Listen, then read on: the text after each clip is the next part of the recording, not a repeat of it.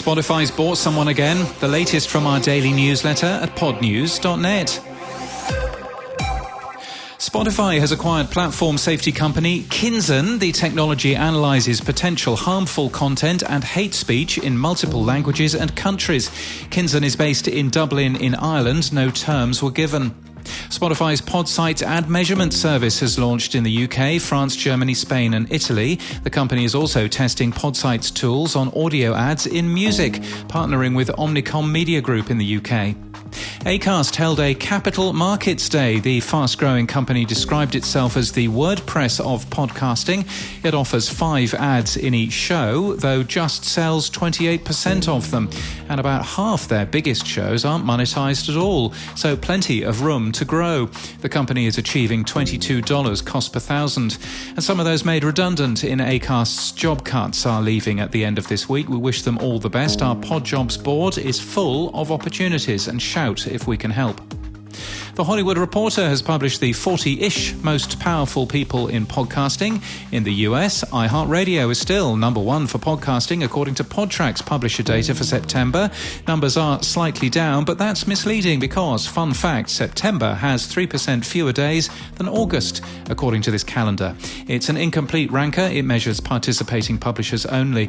In the company's top US podcast ranker, Serial made a re-entry following its new episode last month. The top 5 were unchanged. A profitable podcast business is for sale on MicroAcquire. Podnews understands the product is ratethispodcast.com.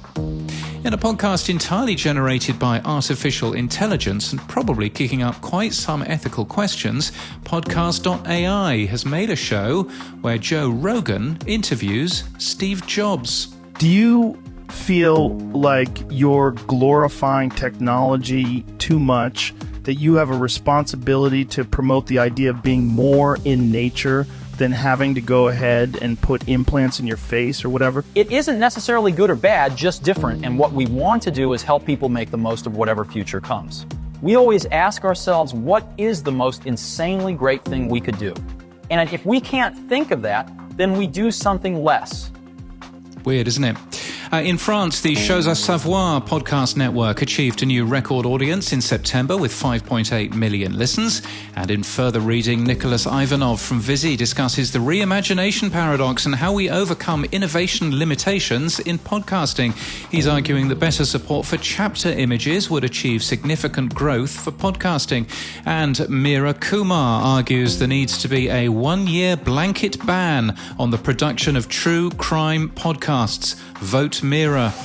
And in podcast news, in the weekly review podcast Podland News with me and Sam Sethi, the very excellent Skye Pillsbury talks about her podcast newsletter, The Squeeze, and the Mel Robbins podcast launches today. The motivational audio creator and international best-selling author has signed a multi-year deal with SiriusXM, which gives SXM Media exclusive global ad sales rights.